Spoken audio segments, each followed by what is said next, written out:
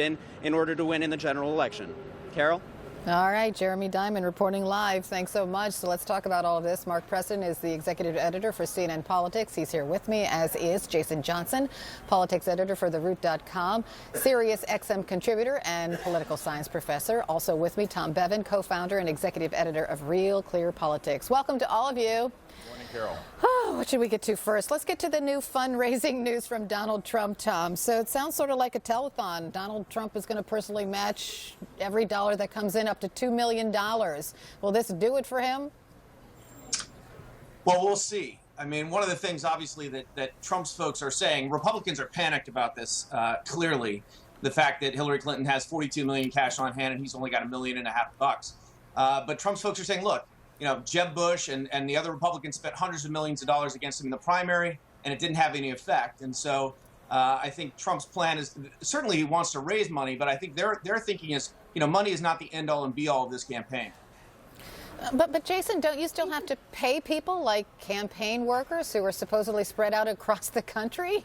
Exactly. Carol, look, it's Donald Trump does great with getting free media, and his rallies get a lot of people's attention. But the nuts and bolts of a campaign require having paid people on the ground. There was a story last week that suggested Trump may only have 30 people on his actual payroll, not including his family, that are actually out there working in the campaigns. He has got to raise his fundraising, not only to hire staff in Ohio, in Virginia, in Florida, in California, but also to bring in more money. It takes money to raise money, and if he's not raising money, he's going to be in a real hole against Hillary Clinton by this summer.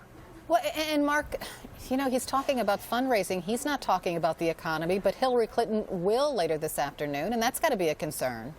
Well, right. And what we're having here now is Hillary Clinton has a consolidated Democratic Party behind her right now as they're still trying to bring the Republican Party behind Donald Trump. You know, we've seen the likes of Speaker Paul Ryan going out and saying, Carol, listen, I can't tell people how to vote. I know that I'm supporting Donald Trump, but, you know, people have to do it on their own. Now, that's pretty stark language from really the highest ranking Republican in the United States, that being Paul Ryan, not being able to rally around behind Donald Trump. But yes, we know that he is going to give a speech now tomorrow on the election. We don't know what it is about. They've just told us before he heads overseas to Scotland that Donald Trump will be doing a public speech, so we'll see what he has to say.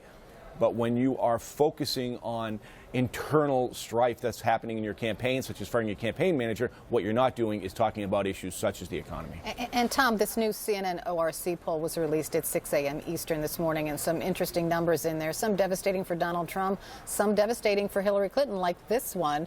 Trump tops Hillary Clinton when voters are asked who is more honest and trustworthy. That's a reversal from March when Clinton had a 5-point lead. So why the flip?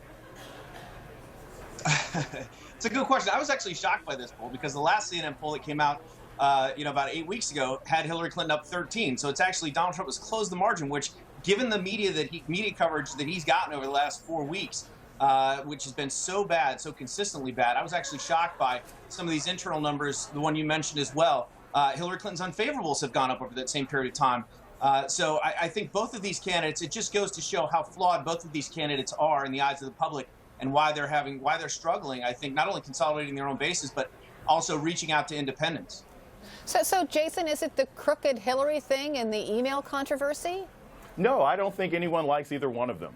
And that's been pretty clear from the beginning. Nobody trusts Hillary Clinton, and there's 25 years worth of reasons to not trust her. And almost every other thing that Donald Trump has said, from giving money to veterans to a support for this issue or that, has turned out to be a lie. I think both of their numbers on trustworthiness are going to be low. And I have to say this, even though I think Hillary Clinton probably has a slight lead, until someone is hitting 49, 51% of likely voters and registered voters, I think this race is still in flux, even though Donald Trump probably has, he's probably behind her quite a bit in the Electoral College, if not the actual popular vote. Mark, you wanted to say something. Well, yeah, I mean, look, I think that this is a perfect example of marrying the poll numbers that we've seen today in CNN, ORC, our newest survey, and the messaging we're hearing from both candidates. First thing is that Donald Trump has been time and time again calling her crooked Hillary, trying to suggest that she's not honest and trustworthy. And in our poll, it seems to be working. On the other side, we've seen Hillary Clinton and all her surrogates out there describing Donald Trump as reckless. Before the economy speech that we're going to hear today, they did it on foreign policy. We're going to hear it again today. Over and over again, you use the word reckless, then that is going to start to seep into the voters' minds, and I think that's what you're seeing. Yeah, and Mark, I just want to point out, or I'm sorry, I'm going to pose this question to Tom. These two poll numbers are just, I don't know, you tell me. So voters were asked if they would be afraid of a Trump or Clinton presidency. 56% would be afraid of a Trump presidency. 46% would be afraid of a Clinton presidency. Voters were also asked, would you be proud if Trump or Clinton became president? 24% would be proud if Trump became president. 35% said they would be proud if Clinton became president. What do you make of those numbers, Tom? I think Jason's right. I mean, the public really doesn't like either one of these candidates. It's the first time that we've seen that majorities on both sides say that they're going to go to the polls to vote not necessarily for their own candidate, but against the other candidate. And I think this is that number that you just cited is reflective of that feeling among the public.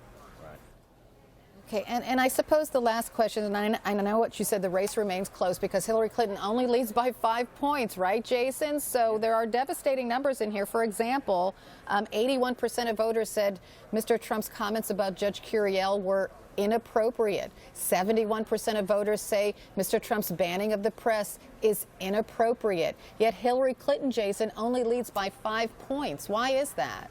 Because when you're choosing between Ramsey Bolton and Joffrey, like you're still trying to pick the devil you know. I think this is a situation where eventually voters are not going to be making a choice on who they like. They're going to be making a choice on who they think will harm the country the least.